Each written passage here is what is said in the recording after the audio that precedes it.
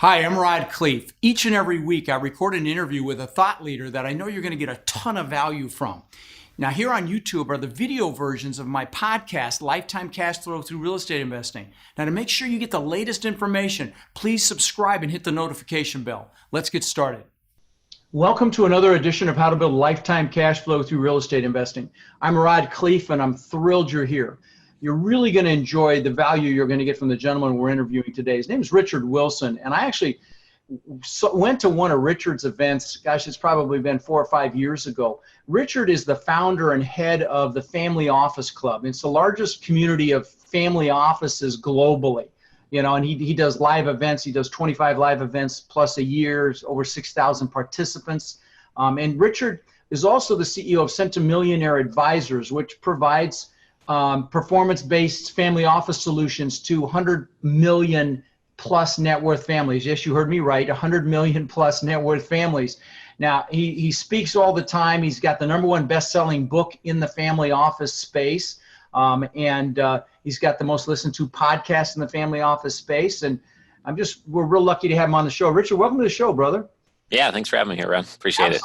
Absolutely. So, yeah, like I told you before we started recording, I went to one of your events in Miami, and, there were people there with, that managed $1 billion. And I was frankly a little bit intimidated. And, I was trying to network, and it was a great event, and I really enjoyed it. But, for those of my listeners that don't know what a family office is, can you just speak to it, what it means? Yeah, sure. So a family office is essentially a wealth solution for someone who's ultra wealthy. So it's simple as if you're worth 10 million, 20 million net worth, you need a different solution than somebody who's worth, $100,000. And likewise, the level of complexity and opportunities just grows exponentially when you're worth 50, 100, 400 million. So, I've had clients that have 4 private jets or 6 homes or 100 different LLCs for their own operating businesses. And, if you're just a normal high net worth individual, you probably don't have that level of complexity. So it's not as easy to make mistakes, and the mistakes are less expensive. What are you going to lose if you make a mistake at 100K net worth? It might cost you $1,000, it might cost you $5K. Otherwise, if you're ultra wealthy, it might cost you the amount that it would have taken to get a full-time team to serve you, defend against those mistakes, and help you proactively invest more intelligently. So, from my understanding, a family office is really you're setting up a business effectively with a legal component, with an investment component, maybe with an asset management component, maybe even a security component to help high net worth individuals with all these different aspects of their financial life, and sometimes probably even a little more personal than that. Is that accurate? Yeah, it is accurate. And there's really just 2 types. There's a single family office, which would just be for yourself. Like you build a 10-person team, they're just serving you. Or you can go out and hire a multifamily office that has 20 other clients or 100 other clients. And many times, ultra-wealthy families need a little bit of both. They want some dedicated team members to help them, say, source multifamily deals, et cetera. But maybe they're going to want a multifamily office for traditional wealth management services, cash management, trust services, et cetera. I see. Okay. Now, I know you do these conferences throughout the year, and I'm on your email list, and I get emails about these things, and some very interesting stuff that I want to talk about. But do you get people at your conferences looking for investment monies for either different business opportunities or real estate opportunities? Yeah, we do. So out of the 25 live events we do per year, roughly a little bit more than a dozen of them are these workshops, and they're investor relations workshops. So we'll go through 35 strategies in a single day, do small group exercises, have worksheets you complete. So by the end of the day, you have a new approach to how you do that part of your investor, engagements or capital raising. The other events, we put 30 investors on stage in one day. So you get to hear a lot about the structures they want, the fees they want to pay, et cetera. And then we've got maybe 4 or 5 sponsors who will speak, but mostly it's investors on stage. And we did that because when I got started, I was speaking at other people's events, and I did so 150 times. And I realized most people running those events don't work in the family office space, and we do. And that's the only space we work in. And then also when I'd go to one of those events, I'd just hear from sponsors the whole day and for people raising capital. And I just thought, if you're going to go to a family office event, then through the Family Office Club, you just can hear from mostly investors on stage. It sounds like a logical thing, but a decade ago, that's what we saw. There was a gap in the marketplace. And I think the most exciting thing is that if you are someone raising capital for the first time, you might have enormous knowledge in your niche of real estate, whatever it is. But many times, you can't go to school to raise capital. You have to learn it the hard way. It's frustrating. So just a little bits of strategies can save you months of time or a lot of money. Sure, sure. No, that's an incredibly valuable resource. I know you also do pitch decks. You have this pitchdecks.com where you'll actually create. In our space, it's really an offering memorandum, or it's just a PowerPoint deck to entice investors to your deal. And what a great service that is. You want to speak to that for a moment? Yeah, if you don't mind, I'd like to share just some of the mistakes almost everyone makes on their pitch deck. So even if they don't want to engage us at pitchdecks.com, they get some value from hearing about it and not just just a mention. So the first thing is that usually when people get their marketing materials together, their pitch materials together, they'll go and spend $1,000 on the logo, perhaps $10,000 on a website and a pitch deck, and they'll do it through 2 or 3 different providers. Usually the guy doing your website's not the guy doing your pitch deck. Et cetera. Some people make up their own logo with clip art images or don't have one. And there's some things I've learned about that. One is if you can go to a single source, like we'll put together, it just makes it more clean. 2, you need to go to someone who actually knows a lot about raising capital. Otherwise, you're just going to make it look pretty, but it might be abstract and not attract investors at all.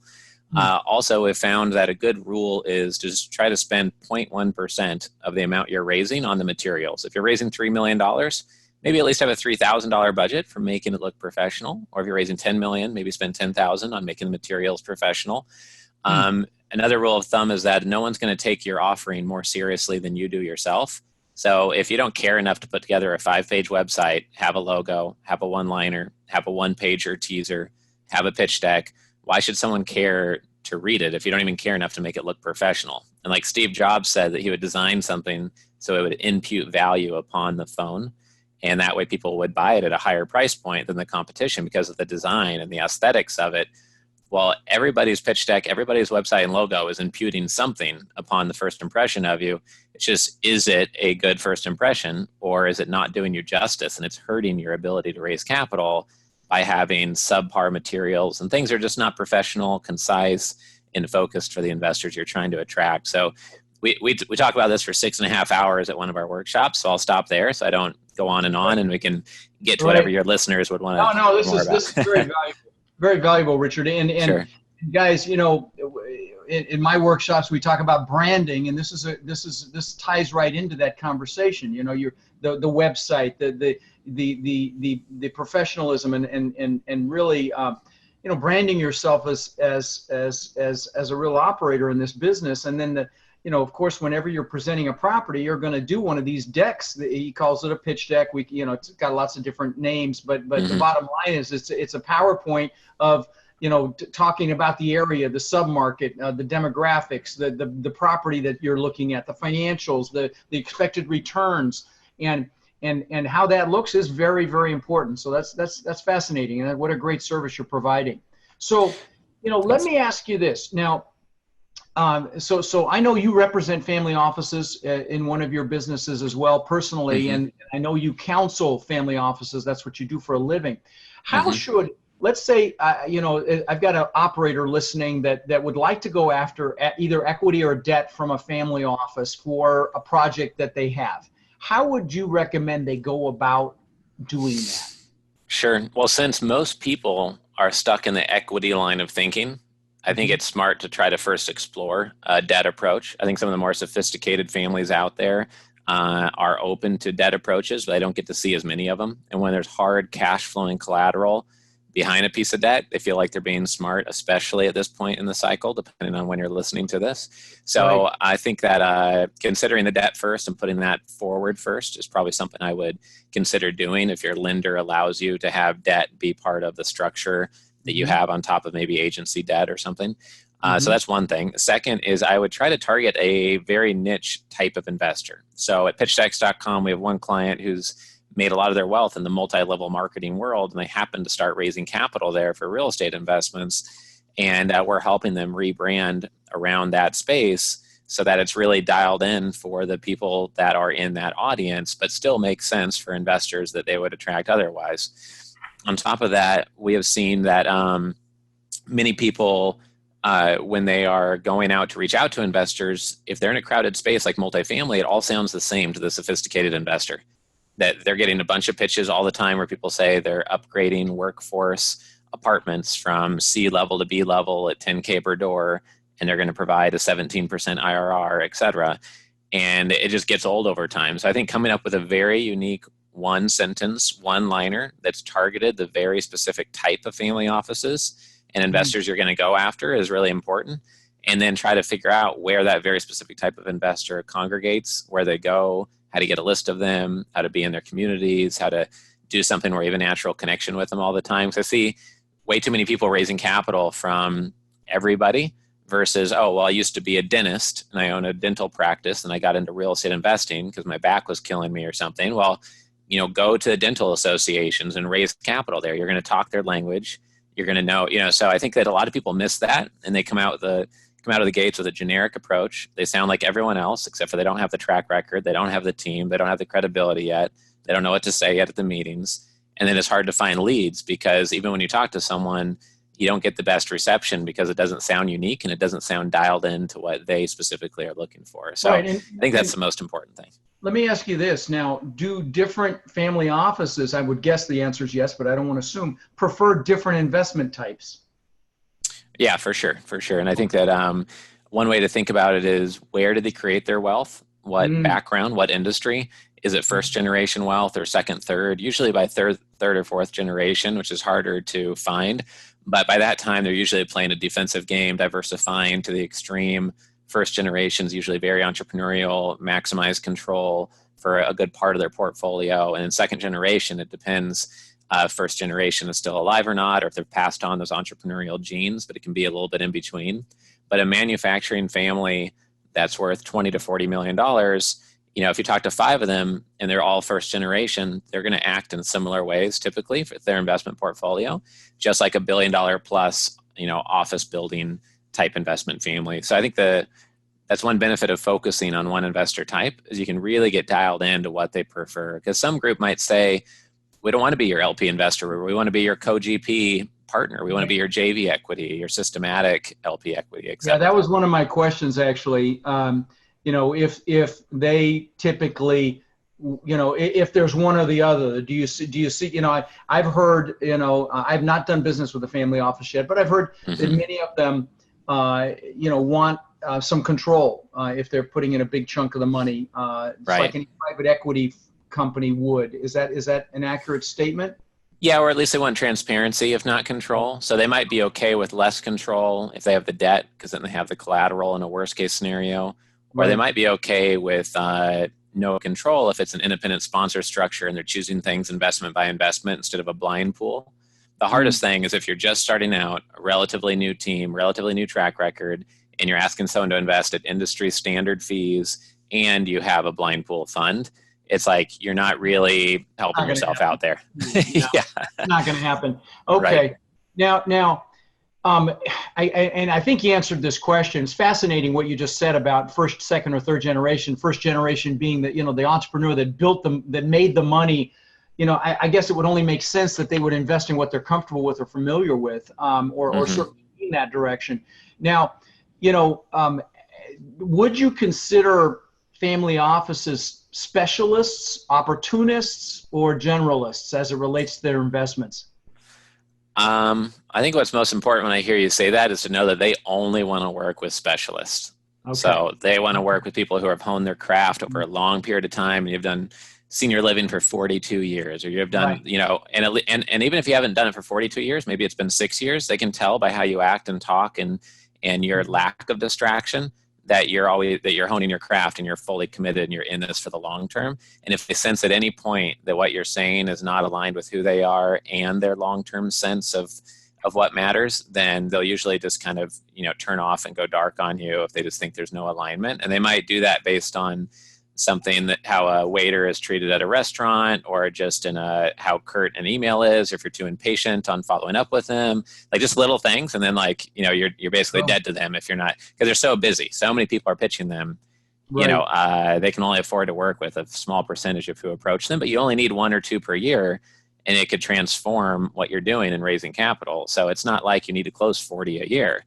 Right. hopefully you're talking to 10 or 15 and you just close one of the 15 or something. So I think that's important. But in terms of are they generalists and specialists, I oftentimes find when a family gets liquid, I often advise them that when that happens, you need to really think, how much in control do I really want to be? Yes, you're an entrepreneur, but if you didn't make your money in the stock market, do you really want to be picking stocks? No, you don't. And if you didn't make your money in real estate, do you want the transparency of independent sponsor type deals at least, so you feel somewhat in control?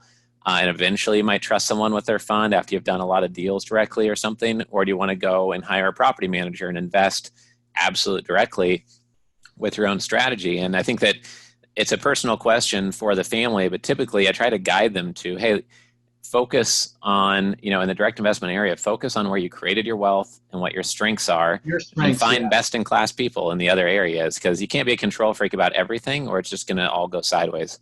Oh, that's good advice. That's sound advice.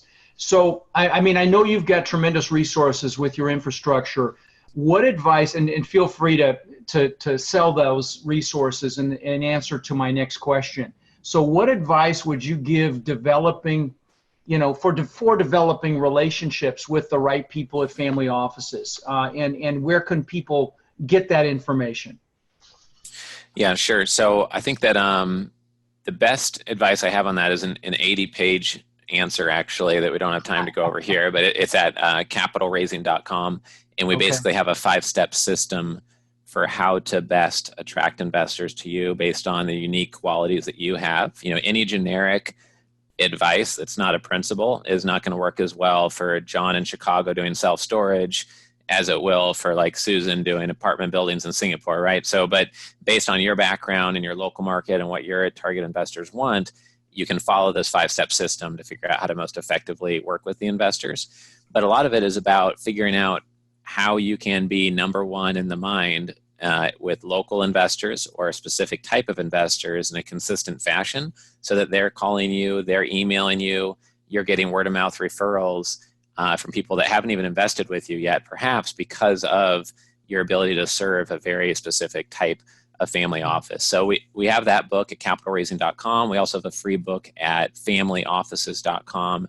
If you've never heard of a family office before, you can download our book there and get to know the industry.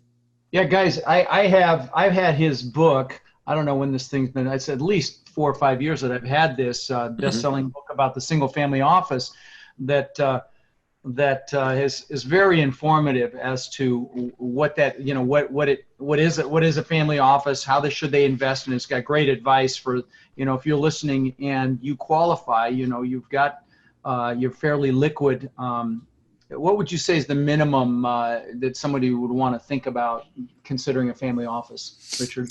Well, if someone's raising capital, they could raise capital in as little amounts as maybe 200 or 100,000, and they might do a test investment, and then they might, do a follow-on investment of $500,000 or $1 million, and they might want to eventually grow it into a $5 million allocation across your properties, perhaps, if you're raising capital from family offices. If you are of a net worth, though, yourself that's at, say, 7 to 10 million, you might want to employ a multifamily office and make sure you're working with people who have family.